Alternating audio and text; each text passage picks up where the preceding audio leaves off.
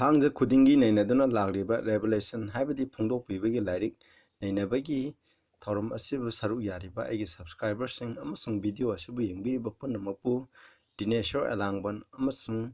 Amazing Bible Professor Ministry na taramna oksare aikoina mamangda episode 16 da revelation chapter 8 ki aikoina 7 trumpet adugi maramda magi introduction adugi maramda aikoina nainakre ngasina Revelation chapter 8 ki the paliba first 4 trumpets asigi maramda aikoina ngasi nainamina si sinawsing masigi topic ase sangdi sangani adubu aina yariba makhai tenjange nakoina aigi summon description da masigi maroiba hena detail khangning bataragadi masida nakoina changaga nakoina download toroga pabiyu aina aina mayamda haijari ahanbada ipai short pathana tokse Shagada laiba ingam ngamba ipa ishor na poinga litera thagatsari ipa nahangna Revelation chapter 8 ta aikoina prithibida da thokiba thodok kya gi maramda nahangna haibirami adu hairiba singa che sapchana thungkre masigi da mana poinga litera thagatsari aduga roiba matamda su kari kari lakna heba nahangna mangjuk nana kya danen amsung Revelation da phungdok pidi masi aikoina maroina first four trumpet asigi maramda aikoine nagadawri masida nahana bor pina view aina ngangba khuding nahaki thawai asengmana singbiu nahaki aningba asumba dugi matungna sajab fajana haidok sabang man view taribu khuding muktus nahana mapa naidaba bor adu pina view ipai sho hobding loi phawna na singbiu nahaki amatangairapna sanapa Prabhu Jesu Christ gi mingda khurumjari amen Revelation 8 ki 6 7 aikoina 6 dagina 13 ba koin ngasi nei namnase yengse ahanba trumpet ki maramda and the seven angels which had the seven trumpet prepared themselves to sound aduna trumpet pere singa teret paiba sagadut aduna makoi khongningai ki damong makoi masamak thorang torami and the fourth angel sounded and there follow hell and fire mingled with blood ahanba sagadut aduna khonglami aduda koina land mai amasung iga yanana mai chaklami they were cast upon the earth makoi prithibida hitharami and the third part of trees was burned up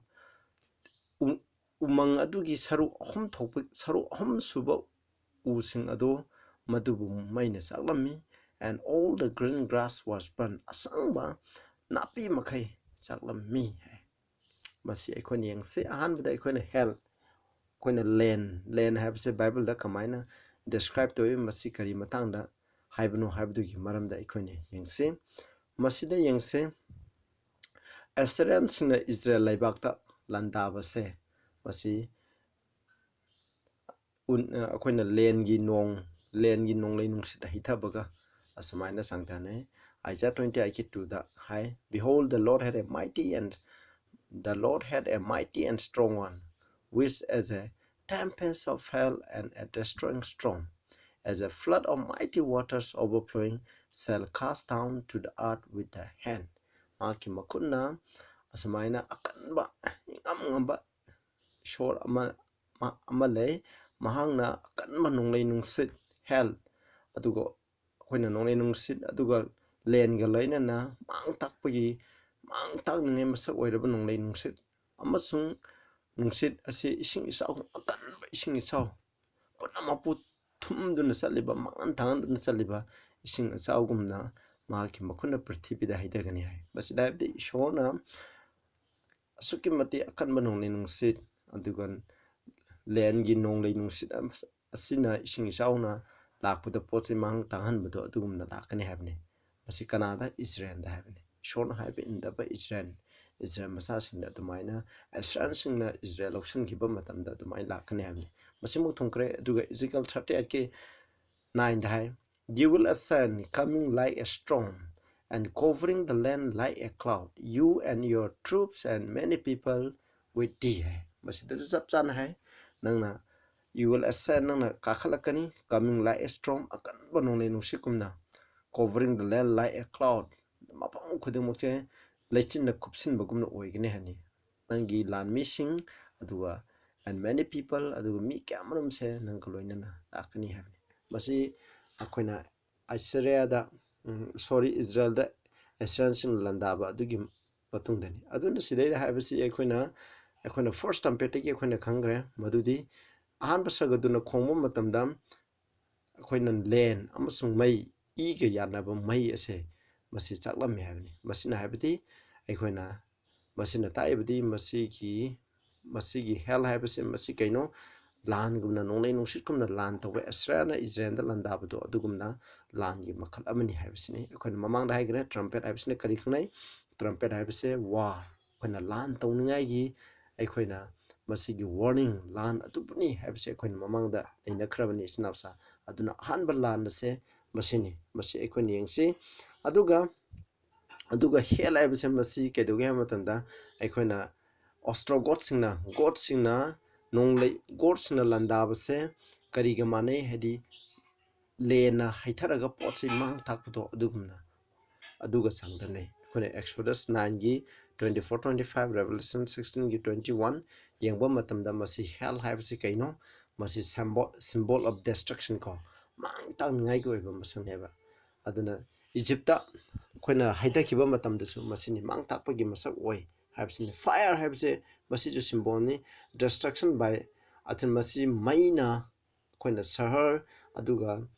khungangsing tumna mahan base masi bo khoina fire habsina symbol to blood habsi jo masi chamane aduga khoina haireba leba asigi makhada leba citizen asibu tumna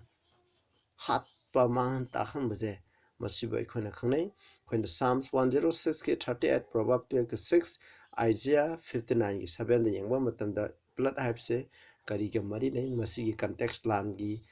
gi context ta yengba taragati masi akhona nai ta ba tumna hatpado madubu akhona khangnai aduna akhona yengba sai hanba trumpet ase masi karino haiba matamda masi akhona Rome leibakta pagan Roman Empire je masibu mangta ngai mathakta masigi masakta Ostrogoth akhona god na alarik hariba nupa mahana duching makhada masida landaba asibu akhona khangnai masi akhona historically history da su akhona proof oikhre masi akhona yengba ya akhona aduga mamangdam aduga masi je makogi Roman gi ningthau Theosodius haibasina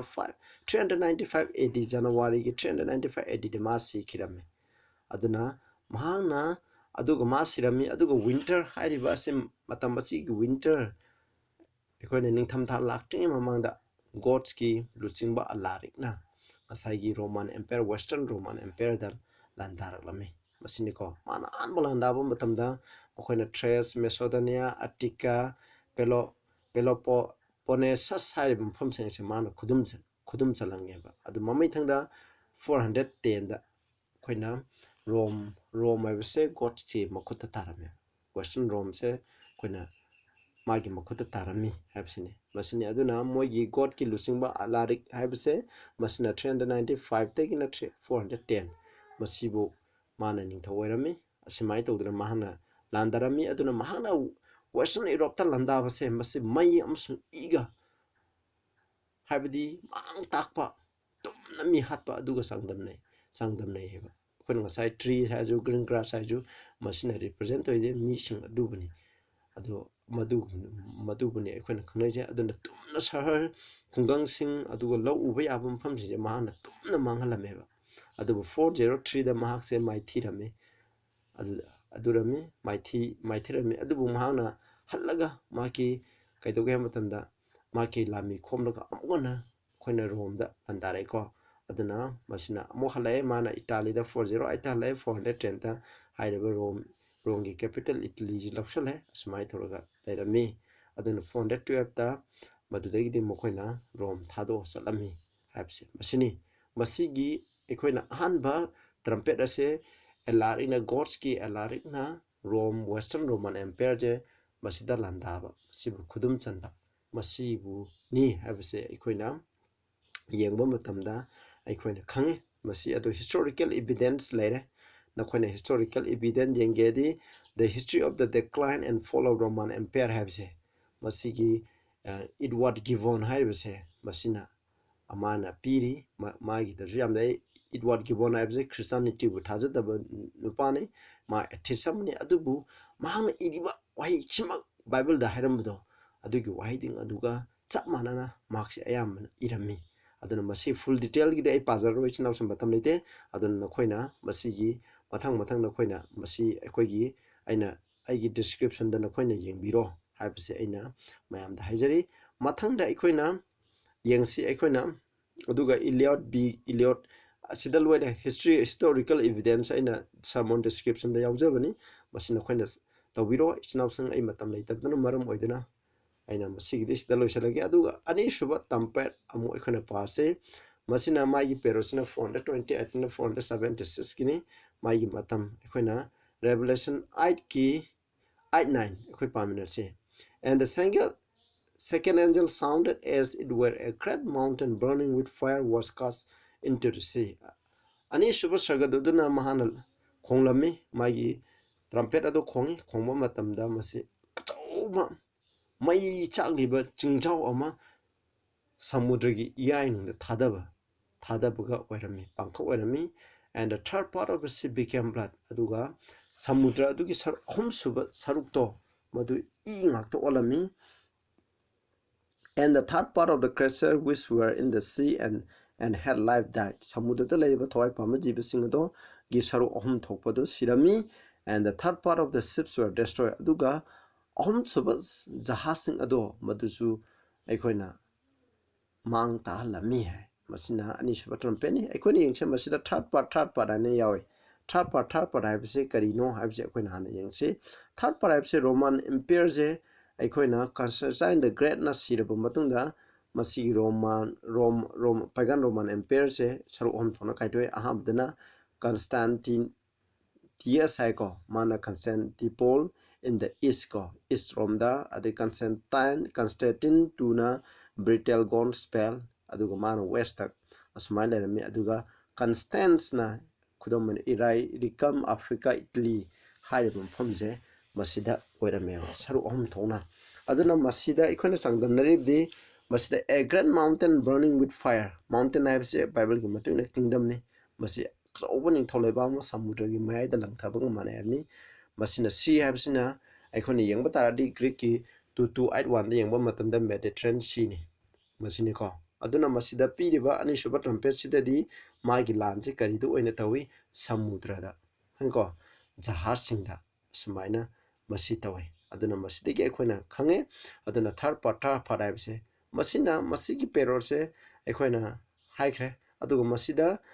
kanba lanje kano Genseric haibsina king of bundles baldan gining thau Genseric na mase maje monarch of the sea hare khane samudra gi baibana haidu mongni isnap se tungai che mase samudra gi amni adura samudra gi landa yam haiba adugumba ning thaune aduna mahana samudra gi ning haina khane mahana miyobi language da ekoina hujik so haina re vandalism haina ri yamna tamthiba hingchai tamba masibu ekoina vandalism ana haina je masi vandal degi koina lakpani Genseric degi aduna masmai tawdana mana lakpaje Africa degi lai ko mana Africa rom degi lai professional bi matuna a burning mountain cast into the fire haje burning mountain that yamna chai tamba than bi masa oiraba chingjaw laiba ama samudra ta thadai habi haidi samudra da lai la akanda masina rom di mathakta lan tawbudo madu ikhoina khane aduna mana lan tawbo matamda rom na Egypt ki pukhiba khoina Israel gi laisangdegi pukhiba mani mukta haibdi khoina sana lupa mamanyamba patra makai pukibda mahana mu loina puraga chatkirami haibse maksini aduga sumai tawre aduga haiba matamdi rom aduna moigi sumai tawraga lairami ko sumai tawna mana khoina landara me haibni aduna masi 70 AD da Titus na Jerusalem thugai ba matanda pukhiba lantum makai do Genseric na magi worship haidi magi na rom landaba matamda masi punna toksanggi haibni adu mamai thanda rom jina kaido ha matanda mokoina moina achoba navy ama semaga mokoina masi magi mathakta landagi ana khangi adubu हाइरिबसे माना पैसा तरो खमजन अदुबु ngasai gen serik ki worship sing mai thi pinaba adubu gen serik na di yamna singbani na ko mana yam hai singbani na masi mana surrender to ko sajanare surrender to kun sajane numi mangani haitare matam lawre adu matung mana salaga mai lami am khumlaga rom je masibu tumna mai thi ba pi khirame masibu aikoina khangnai aduna ani suba trumpet asina bandal gi ning thau gen serik na aikoina rom da landaba masiko masibu aikoina africa de galaga aikoina masigi landaba sibu aikoina khangnai masi history dagi pulp oire masi historical put up John B. Vare a history of the later Roman Empire lere adi Gideon and the history of the fall of the Roman Empire lere J.L.C. Simon lere the loss of Africa was perhaps aduna hairibase masini greatest calamity which could have overtaken the Western Empire have the Rome gi magi Western Empire masigi saruk sing aikoina Ahanba duna ama lere ani subajana se saruk sing landabado adugi maram da aikoina khane nakon historical gi silere Now, some historical proof as I get some description the young view, but I'm later with Maramodan I see some like other mathang the equine young say super trumpet. Super trumpet. Now, I know I am the hightening with the aina pasna detail when a comagi historical courts a matang smina, Peter Gang, but Taragadi, Nakoina, turning the Suyai, Aduga, quite a matam sumangbe, mangani. aduna maram oidune sinawsing nakone English khangbiba tarabadi aigi samon description da sapiro aduga masigi file da download tobiro detail koi asagi information ju oiningai gi dama yengbiro aduga fajana neina view habsine bible na hairamba kudimokche chama da chama thu habse khoni yengse third trumpet masigi matana 434 da ina 453 sigi matam dane aikoina mu yengsi sida mu and the third angel sounded super sagaduna konglami and there fell a great star from heaven sargadagi achauba thawamisa ama tarame burning as it were a lamp khoina thangaigumna sakba arangba thawamisa ama tarami it fell upon the third part of the river masina ko turen singda upon the fountains of water sing foot singda and the name of the star is called wormwood aduga haireba thawamsa asigi mamingdi wormwood korame and the third part of the water became wormwood aduga saru suba turen ado wormwood adi yam khaba gi masak oirami many men died of the waters haireba sing adudagi aduna maram oirga mi kyamram sirami because they were made bitter okoje yam kharami ham masina revelation 8 ki 10 11 masida ikon yengse ikon sida mu star habe masidana suba sargadutana star ama tare sargadagi ko adu magi tabagi mafam japire krai dano aikna rivers fountains of waters ko turen gi horopam sing ifut ki horopam sing habisini Roman Empire gi turen sing ifut horopam sing gi chen pham jaga je kadai dano habse koina mu yeng batai masi koina yeng batai bible le piram banina masi koina kadai dano habse koina mu thi batai koina star habse masi mu koina explain the way Daniel 8 ki 10 24 Numbers 24 ki 17 masigi matungna star haina represent tawbase hoi masigi context ki matungina stars na represent tawbase leader lusingba amabu aikoina khangne sinawsing koina kawgumse star habse hoi magi atai shu laibe adubu masigi context asigi matungina de star habni masi lusingba amani wormwood habse ina magi meaning de yamna khaba habni magi wormwood habsigi aikoina nongma khagumba pambi ni ko masigi am khabne masini adugo magi location hairiba third temperate ki location je magi mafam je krai dano river upon the fountains of water samni aduna konda sida akangna ba clue ma pire aikoina force am dam thiba makhani force ama ko masi aikoina sigadrobogi kengadrobogi leiraba Roman Empire ki mathak ta landa abadu uirame adu kana misina khanbe ai atyare gi star tare masina sagadut kumbani aikoina Saitan gumani kana hina aikoina khanbe ko madu adomda aikoina satpa yade masi professional habigi matungina aduna masi aikoina yengse masini aduna papesi Roman Catholic Church semdringi mamangda aikoina landaba kanba Rome je takai ꯃꯆꯦꯠ ꯊꯣꯛꯅ ꯈꯥꯏꯗꯣꯛꯍꯟꯅꯤꯡꯉꯥꯏꯒꯤ ꯑꯗꯨꯒꯤ ꯃꯔꯝꯅꯤ ꯑꯩꯈꯣꯏꯅ 7 trumpet ꯑꯁꯤꯒꯤ ꯃꯔꯝꯗ ꯑꯣꯏꯔꯤꯁꯦ ꯑꯩꯈꯣꯏꯅ Revelation 9ꯗꯁꯨ ꯌꯥꯝꯅ ꯇꯝꯊꯤꯕ trumpet ꯑꯔꯣꯏꯕꯒꯤ ꯑꯍꯨꯝ ꯑꯃꯁꯨ ꯇꯝꯒꯗꯧꯔꯤ ꯑꯗꯨꯅ ꯑꯩꯈꯣꯏ ꯃꯊꯪꯗ ꯇꯝꯒꯅꯤ ꯃꯁꯤꯅ ꯄꯣꯏꯟꯠ ꯇꯧꯕꯁꯦ ꯌꯥꯝꯅ ꯇꯝꯊꯤꯕ ꯍꯥꯏꯕꯅꯤꯀꯣ ꯑꯗꯨꯅ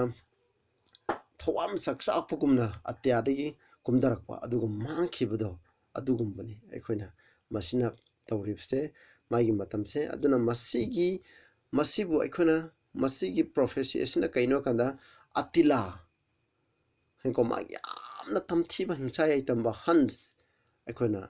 ꯑꯩꯈꯣꯏꯅ ꯍꯟꯁꯀꯤ ꯑꯇꯤꯂꯥꯅ ꯔꯣꯝꯗ ꯑꯩꯈꯣꯏꯅ ꯏꯁꯇꯔꯟ ꯔꯣꯃꯥꯟ ꯑꯦꯝꯄꯤꯌꯔꯗ ꯂꯥꯟꯗꯥꯕꯁꯦ ꯃꯁꯤꯕꯨ ꯑꯩꯈꯣꯏꯅ ꯈꯪꯅꯩ ꯑꯗꯨꯅ ꯃꯁꯤꯅ ꯍꯥꯏꯕꯒꯤ ꯃꯇꯨꯡꯗꯗꯤ ꯑꯩꯈꯣꯏꯅ ꯃꯁꯤ ꯐꯥꯎꯟꯇꯦꯟ ꯑꯣꯐ ꯔꯤꯚꯔꯁ ꯍꯥꯏꯅ ꯈꯪꯅꯔꯤꯕꯁꯦ ꯀꯩꯅꯣ ꯀꯥꯟꯗ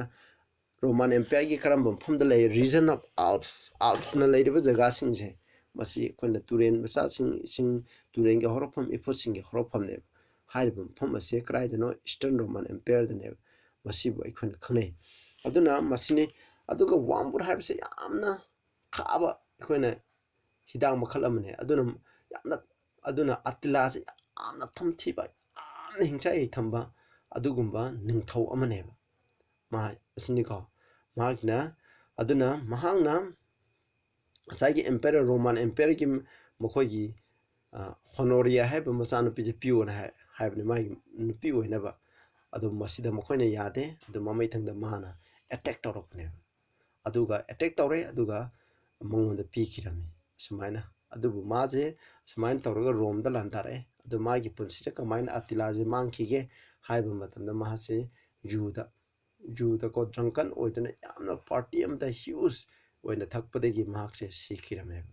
ꯃꯁꯤꯕꯨꯅꯤ ꯑꯩꯈꯣꯏꯅ ꯌꯥꯝꯅ ꯇꯝꯊꯤꯕ ꯑꯁꯨꯛꯀꯤ ꯃꯇꯤꯛ ꯐꯥꯎꯕ ꯍꯤꯡꯆꯥ ꯌꯥꯏꯇꯝꯕ ꯃꯍꯥꯛꯅ ꯏꯁꯇꯔꯟ ꯔꯣꯃꯥꯟ ꯑꯦꯝꯄꯤꯌꯔꯗ ꯂꯥꯟꯗꯥꯕꯁꯦ ꯃꯁꯤ ꯑꯩꯈꯣꯏꯅ ꯆꯞ ꯃꯥꯟꯅꯩ ꯑꯗꯨꯅ ꯃꯍꯥꯛꯀꯤ ꯃꯇꯝꯁꯦ ꯉꯁꯥꯏ ꯑꯩꯈꯣꯏꯅ ꯊꯋꯥꯟꯃꯤꯆꯥꯛ ꯑꯩꯈꯣꯏꯅ ꯃꯦꯇꯣꯔꯥꯏꯠ ꯊꯋꯥꯟꯃꯤꯆꯥꯛ ꯃꯊꯤꯅ ꯑꯇꯤꯌꯥꯗ ꯌꯥꯝꯅ ꯉꯪꯅ ꯆꯥꯛꯑꯒ ꯀꯨꯝꯃꯛꯑꯒ ꯉꯥꯛꯇꯅ ꯃꯥꯡꯈꯤꯕꯗꯣ ꯑꯗꯨꯃꯥꯏꯅ ꯃꯍꯥꯛꯀꯤꯁꯦ ꯑꯁꯤ ꯑꯣꯏꯔꯝꯃꯦꯕ ꯑꯗꯨꯅ ꯃꯍꯥꯛꯀꯤ ꯍꯤꯁꯇꯣꯔꯤꯀꯦꯜ ꯄ꯭ꯔꯨꯐꯁꯨ ꯃꯁꯤꯗ ꯂꯩꯔꯦ ꯑꯩꯈꯣꯏꯅ ꯑꯗꯨꯝ ꯅꯈꯣꯏꯅ ꯌꯦꯡꯕꯤꯔꯣ ꯃꯁꯤ ꯁꯝꯃꯣꯟ ꯗꯤꯁꯀ꯭ꯔꯤꯞꯁꯟꯗ ꯁꯤꯗ ꯍꯥꯏꯀꯣ John B. Burry, A History of the Later Roman Empire hai the rise of the great power which threatened European civilization in the 5th century was as sudden and rapid as it falls haiko masigi landarakpse yamna thuba aduga tunasu mangkhibado adugumna oi habse masini nakoina historical evidence su masida nakoina yengbiro masida aduga the history of the decline and fall of Roman Empire what kibron hai masimtang yemnesiko in the reign of Attila the Huns again became the terror of the world hai aduna Attila na pamba matamda Huns habje akoina mahana prithvi yamna tamthiba hingcha itam oirme that formidable barbarian who alternatively insulted and embodied the east and the west urged the rapid downfall of the Roman Empire adu Roman je malai chai thanbada masi Attila na soba thudang ama lawi habse masi lare magi wari yam laikhre akoina maduda salagumsi akoina aroibada fourth trumpet asigi manamda akoina yengsi Revelation masigi matanda 476 na 538 ki matamne Romans 8:12 and the fourth angel sounded and the third part of the sun was smitten adu mari suba sargadutanna laurame aduga the fourth of numit ki saru aham subado yairami hadi maduda yairami and the third part of the moon and the third part of the star asmaina numit ki aham suba saru adu thawam sa ki aham suba saru so as the third part of them were darkened makhoido yamna mamam lami and the day shone not for a third part of it saru aham thopi amado ngalamde and the night likewise asmaina numdang do oirami hai masina hairibdi karino kanda masidadi amakhoni yangi sun moon and stars haina khanare masina represent sun moon and star na represent tawse kanano hai kanda Roman gi pagan Roman empire gi makhogi lusing basing ningthausing makhogi consulate sing makhogi rulers sing je masibu aikoina khangnareba aduna masibuni adumaina tawduna masidagi di aikoina khangba yai ko masini sun habse good symbol of the Roman empire as some of them had claimed to represent the sun god on earth aduna sun habsina makhoina khangba yai Roman gi makhogi emperor sing na makhoibu khuramni ai jo haibani aduna makhoijin numit kumni ꯅꯨꯃꯤꯠ ꯂꯥꯏꯅꯤ ꯁꯟ ꯒꯣꯠꯅꯤ ꯍꯥꯏꯅꯁꯨ ꯃꯈꯣꯏꯅ claim ꯇꯧꯔꯤꯕꯅꯤ ꯃꯁꯤꯗꯒꯤꯁꯨ ꯑꯩꯈꯣꯏꯅ ꯈꯪꯉꯦ ꯃꯗꯨꯗꯤ ꯁꯟ moon ꯍꯥꯏꯕꯁꯤꯅ ꯃꯈꯣꯏꯒꯤ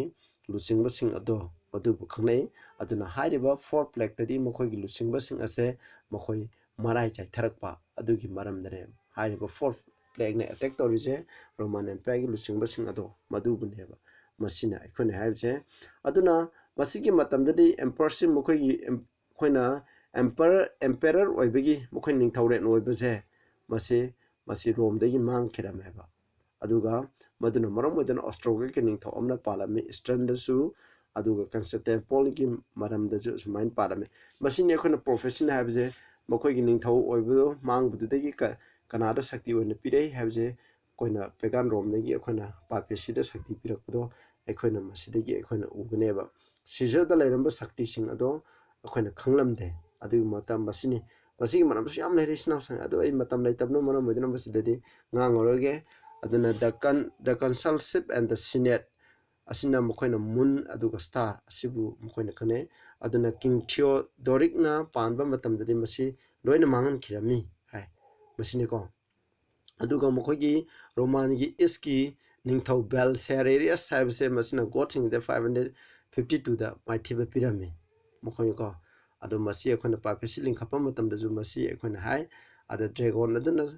ꯆꯤꯡꯂꯥꯏ ꯑꯗꯨꯗ ꯁꯛꯇꯤ ꯄꯤ ꯍꯥꯏ ꯑꯗꯨꯅ ꯑꯩꯈꯣꯏꯅ ꯃꯊꯪꯒꯤ ꯔꯦꯚꯣꯂꯦꯁꯟ ꯑꯩꯈꯣꯏꯅ 13ꯒꯨꯝꯕ ꯅꯩꯅꯔꯛꯄ ꯃꯇꯝꯗ ꯐꯖꯅ ꯅꯩꯅꯁꯤ ꯑꯗꯨꯅ ꯃꯈꯣꯏꯒꯤ ꯔꯣꯝꯒꯤ ꯅꯤꯡꯊꯧ ꯑꯁꯤꯅ ꯃꯈꯣꯏꯒꯤ ꯁꯛꯇꯤꯁꯦ ꯀꯅꯥꯗ ꯄꯤ ꯑꯩꯈꯣꯏꯅ ꯄꯦꯒꯥꯟ ꯔꯣꯝꯗ ꯑꯩꯈꯣꯏꯅ ꯄꯥꯄꯦꯁꯤꯗ ꯑꯩꯈꯣꯏꯅ ꯁꯛꯇꯤ ꯄꯤ ꯍꯥꯏꯅ ꯑꯩꯈꯣꯏꯅ ꯄꯜꯂꯤ ꯑꯩꯈꯣꯏꯅ ꯗꯥꯅꯤꯌꯦꯜ 7:24 ꯑꯁꯤꯅꯆꯤꯡꯕꯗꯁꯨ ꯑꯗꯨꯅ ꯃꯁꯤꯅ ꯇꯥꯛꯏꯕꯗꯤ ꯔꯣꯃꯥꯟ ꯑꯦꯝꯄꯤꯌꯔꯁꯦ ꯃꯈꯣꯏꯒꯤ ꯂꯩꯕꯥꯛꯁꯦ ꯃꯆꯦꯠ ꯃꯆꯦꯠꯅ ꯇꯥꯅ ꯀꯥꯏꯔꯛꯄ ꯑꯗꯨꯒ ꯃꯈꯣꯏꯒꯤ ꯂꯨꯆꯤꯡꯕꯁꯤꯡ ꯑꯁꯤꯁꯨ ꯃꯈꯣꯏꯅ ꯐꯝ ꯃꯥꯡꯁꯤꯜꯂꯛꯄ ꯃꯈꯣꯏꯒꯤ ꯂꯩꯈꯥ ꯇꯥꯔꯛꯄ ꯑꯗꯨꯗꯒꯤ ꯃꯈꯣꯏꯒꯤ ꯐꯝ ꯑꯁꯦ ꯀꯅꯥꯗ ꯁꯤꯟꯅꯕ ꯄꯣꯞꯇ ꯁꯤꯟꯅꯕꯗꯣ ꯃꯗꯨꯒꯤ ꯃꯔꯝꯗꯅꯤ ꯑꯩꯈꯣꯏꯅ ꯈꯪꯅꯩ ꯑꯗꯨꯅ ꯍꯥꯏꯔꯤꯕ ꯑꯩꯈꯣꯏꯅ ꯃꯁꯤꯗꯒꯤ ꯑꯩꯈꯣꯏꯅ ꯈꯪꯉꯦ ꯃꯗꯨꯗꯤ ꯑꯩꯈꯣꯏꯅ ꯔꯣꯃꯥꯟ ꯑꯦꯝꯄꯤꯌꯔꯁꯦ ꯃꯁꯤ ꯑꯩꯈꯣꯏꯅ ꯕꯥꯔꯕꯦꯔꯤꯌꯟꯁꯤꯡ ꯇ꯭ꯔꯥꯏꯕꯦꯜ ꯖꯥꯠꯁꯤꯡ ꯖꯔꯃꯟꯗ ꯂꯩꯕꯁꯤꯡ ꯕꯥꯟꯗꯦꯜꯁꯤꯡ ꯑꯩꯈꯣꯏꯅ ꯑꯇꯤꯂꯥ ꯑꯩꯈꯣꯏꯅ ꯑꯜꯂꯥꯔꯤꯛ ꯖꯦꯟꯁꯔꯤꯛ ꯃꯈꯣꯏꯅ ꯂꯟꯗꯥꯔꯛꯀꯅ ꯔꯣꯝꯁꯦ ꯃꯆꯦꯠ ꯃꯆꯦꯠ ꯇꯥꯅ ꯑꯩꯈꯣꯏꯅ ꯀꯥꯏꯊꯔꯝꯃꯤꯀꯣ ꯔꯣꯝꯁꯦ ꯑꯃꯠꯇ ꯑꯣꯏꯅ ꯂꯩꯕ ꯉꯝꯗꯦ ꯑꯗꯨꯒꯤ ꯃꯍꯨꯠꯇ ꯔꯣꯝꯁꯦ 10 ꯊꯣꯛꯅ ꯈꯥꯏꯗꯣꯛꯑꯝꯃꯤ ꯑꯩꯈꯣꯏꯅ ꯗꯥꯅꯤꯌꯦꯜ 7ꯗ ꯑꯗꯨ ꯑꯩꯈꯣꯏꯅ ꯗꯥꯅꯤꯌꯦꯜ ꯆꯦꯞꯇꯔ 2ꯗꯁꯨ ꯑꯩꯈꯣꯏꯅ ꯌꯥꯎꯈ꯭ꯔꯕꯅꯤ ꯑꯗꯨꯅ ꯃꯁꯤ 476ꯗꯗꯤꯀꯣ ꯔꯣꯃꯥꯟ ꯑꯦꯝꯄꯤꯌꯔꯁꯦ ꯀꯩꯗꯧꯕ ꯃꯆꯦꯠ ꯃꯆꯦꯠ 10 ꯊꯣꯛꯅ ꯈꯥꯏꯗꯣꯛꯈ꯭ꯔꯦ ꯑꯗꯨꯒ ꯃꯈꯣꯏ ꯑꯗꯨ ꯂꯩꯈꯤꯔꯝꯃꯤ ꯑꯁꯨꯃꯥꯏꯅ ꯂꯩꯔꯝꯃꯤ ꯃꯗꯨꯗꯤ ꯑꯍꯥꯟꯕꯗ ꯗ ꯑꯦꯟꯖꯦꯂꯁ ꯑꯦꯟ ꯁꯥꯛꯁꯣꯟ ꯑꯦꯡꯒ꯭ꯂꯣ ꯁꯥꯛꯁꯣꯟ ꯍꯥꯏꯕꯁꯤꯅꯤ ꯍꯧꯖꯤꯛ ꯍꯧꯖꯤꯛ ꯂꯩꯔꯤꯕ ꯕ꯭ꯔꯤꯇꯦꯟꯁꯦ ꯃꯁꯤꯕꯨ ꯑꯩꯈꯣꯏꯅ ꯈꯪꯅꯩ ꯐ꯭ꯔꯥꯟꯁ ꯍꯥꯏꯕꯅꯤ ꯏꯟ ꯑꯣꯜ ꯒꯣꯜ ꯃꯁꯤꯅ ꯍꯧꯖꯤꯛꯇꯤ ꯐ꯭ꯔꯥꯟꯁ ꯍꯥꯏꯈ꯭ꯔꯦ ꯃꯁꯤꯒꯤ ꯃꯐꯝꯅꯤ ꯐ꯭ꯔꯥꯟꯁꯅ ꯂꯩꯔꯤꯕ ꯃꯐꯝꯁꯦ ꯔꯣꯃꯥꯟ ꯀꯥꯏꯊꯔꯛꯄꯒꯤ ꯁꯦꯝꯈꯤꯕꯅꯤꯀꯣ ꯃꯁꯤ ꯂꯩꯕꯥꯛꯁꯤꯡꯁꯦ ꯑꯗꯨꯒ ꯑꯂꯦꯃꯅꯤꯅ ꯅꯣꯔꯠꯇ ꯁ꯭ꯋꯤꯖꯔꯂꯦꯟ ꯂꯩꯔꯦ ꯑꯗꯨ ꯕꯔꯒꯟꯗꯤꯌꯥꯅ ꯋꯦꯁꯇ ꯁ꯭ꯋꯤꯖꯔꯂꯦꯟ ꯕꯔꯒꯟꯗꯤꯌꯥꯟ ꯍꯥꯏꯕꯁꯤ ꯁ꯭ꯋꯤꯖꯔꯂꯦꯟꯅꯤ ꯑꯗꯨꯒ ꯃꯁꯤ ꯂꯩ ꯑꯗꯨꯒ ꯕꯤꯁꯤꯒꯣꯠ ꯍꯥꯏꯕꯁꯦ ꯃꯁꯤꯅ ꯁ꯭ꯄꯦꯟꯅꯤ ꯕꯤꯁꯤꯒꯣꯠ ꯑꯗꯨꯒ ꯁꯤꯕꯤ ꯍꯥꯏꯕꯁꯤꯅ ꯑꯩꯈꯣꯏꯅ ꯁ꯭ꯄꯦꯟ ꯑꯩꯈꯣꯏꯅ ꯍꯧꯖꯤꯛ part of the Spain which is now Portugal ꯍꯧꯖꯤꯛꯅ ꯄꯣꯔꯇꯨꯒꯜ ꯑꯣꯏ ꯁꯤꯕꯤ ꯍꯥꯏꯕꯁꯤꯅ ꯄꯣꯔꯇꯨꯒꯜꯅꯤ ꯍꯧꯖꯤꯛ ꯂꯩꯔꯤꯁꯦ ꯑꯗꯨꯒ ꯑꯣꯁꯇ꯭ꯔꯣꯒꯣꯠ ꯍꯥꯏꯕꯁꯤꯅ ꯍꯧꯖꯤꯛ ꯑꯣꯏꯔꯤꯕ ꯑꯁꯇ꯭ꯔꯤꯌꯥ ꯍꯥꯏꯔꯤꯕꯁꯤꯅꯤ ꯂꯣꯝꯕꯥꯔꯠ ꯍꯥꯏꯁꯤꯅ ꯅꯣꯔꯤꯀꯝ ꯍꯥꯏ ꯍꯦꯔꯥꯂꯥꯏ ꯍꯥꯏꯕꯁꯤꯅ ꯏꯇꯂꯤꯅ ꯂꯩꯕꯅꯤ ꯕꯥꯟꯗꯜꯁ ꯍꯥꯏꯕꯁꯤꯅ ꯑꯩꯈꯣꯏꯅ ꯅꯣꯔꯠ ꯑꯐ꯭ꯔꯤꯀꯥꯒꯤ ꯍꯥꯏꯔꯤꯕ ꯃꯐꯝꯁꯤꯡ ꯑꯁꯤꯅꯦꯕ ꯑꯗꯨꯕꯨ ꯑꯣꯁꯇ꯭ꯔꯣꯒꯣꯠ ꯍꯦꯔꯥꯂꯥꯏ ꯕꯥꯟꯗꯜ ꯍꯥꯏꯔꯤꯕ ꯃꯐꯝ ꯑꯍꯨꯝ ꯑꯁꯤꯗꯤ ꯑꯩꯈꯣꯏꯅ 538ꯇ ꯄꯥꯄꯦꯁꯤ ꯂꯤꯡꯈꯠꯄ ꯃꯇꯝꯗ ꯃꯁꯤꯗꯤ ꯇꯨꯝꯅ ꯃꯥꯡꯈ꯭ꯔꯦ ꯑꯩꯅ ꯃꯃꯥꯡꯗ ꯗꯥꯅꯤꯌꯦꯜ 7ꯒꯤ ꯃꯔꯝꯗꯁꯨ ꯑꯩꯈꯣꯏꯅ ꯅꯩꯅꯈ꯭ꯔꯕꯅꯤ ꯃꯗꯨꯗꯁꯨ ꯑꯩꯈꯣꯏꯅ ꯐꯖꯅ ꯅꯩꯅꯈ꯭ꯔꯦ ꯑꯗꯨꯅ ꯃꯁꯤ ꯑꯍꯨꯝ ꯑꯃꯁꯤꯗꯤ ꯃꯥꯡꯈ꯭ꯔꯦ ꯑꯁꯨꯃꯥꯏꯅ ꯇꯧꯔꯒ ꯃꯥꯡꯈ꯭ꯔꯕ ꯃꯇꯨꯡꯗ ꯂꯩꯕꯥꯛ 8 ꯑꯁꯦ ꯑꯁꯨꯃꯥꯏꯅ ꯂꯩꯔꯤ ꯍꯥꯏꯕꯁꯦ ꯑꯩꯈꯣꯏꯅ ꯀꯥꯎꯔꯒꯨꯝꯁꯤ ꯃꯁꯤꯅ ꯇ꯭ꯔꯝꯄꯦꯠꯅ ꯑꯩꯈꯣꯏꯅ ꯃꯔꯨꯑꯣꯏꯅ ꯑꯩꯈꯣꯏꯅ ꯔꯦꯚꯣꯂꯦꯁꯟ 8ꯇ ꯄꯤꯔꯤꯕꯁꯦ 8ꯀ 9ꯗ ꯌꯥꯎꯔꯤꯕꯁꯦ ꯔꯣꯃꯥꯟ ꯑꯦꯝꯄꯤꯌꯔ ꯃꯆꯦꯠ ꯃꯆꯦꯠ ꯇꯥꯅ ꯈꯥꯏꯕ ꯃꯔꯨꯑꯣꯏꯅ 8ꯁꯤꯅ ꯔꯣꯃꯥꯟ ꯑꯦꯝꯄꯤꯌꯔ ꯃꯆꯦꯠ ꯇꯥꯅ ꯈꯥꯏꯕꯗꯨꯒꯤ ꯃꯔꯝꯗꯅꯤ ꯀꯣ ꯃꯁꯤꯗ ꯑꯩꯈꯣꯏꯅ ꯏꯔꯤꯕꯁꯦ ꯑꯔꯣꯏꯕ ꯇꯦꯛꯁ ꯄꯥꯃꯤꯟꯅꯔꯁꯦ ꯑꯗꯨꯒ ꯂꯣꯏꯁꯤꯜꯂꯁꯦ I beheld and heard an angel flying through the midst of the heaven saying with a loud voice woe woe woe aduna Sargadut amana makhoi gi marakta paibu urami aduga awabani awa to the inhabitants of the earth pithibida leiba misingje awabani by reason of the other voices of the trumpet of the three angel aduga ahum lemhoriba sargadut ahum aduna makhoi na khongadra trumpet ki makhol asina maram oiduna prithibije awabani which are yet to sound hoji khongdaba aduna masida hairibati akon bagi trumpet ahum masida yamna tamthiba hairiba magi matam asi khongma matamda leiriba ꯃꯁꯤꯅ ꯇꯥꯔꯤꯕ ꯃꯐꯝꯗ ꯂꯩꯕ ꯃꯤꯁꯤꯡ ꯑꯗꯨ ꯌꯥꯝꯅ ꯑꯀꯤꯕꯒꯤ ꯇꯨꯖꯨꯡꯕꯒꯤ ꯃꯁꯛ ꯑꯣꯏꯔꯕ ꯑꯗꯨꯒꯨꯝꯕ ꯌꯥꯝꯅ ꯇꯝꯊꯤꯕ trumpet makhal ahumani habsini masi ekhone mathangda ekhoi ninarase Revelation chapter 9 da masi maroina masi ke trumpet ahum masida ekhoina Muslim religion je Ottoman Empire aduga Mohammedanism haidi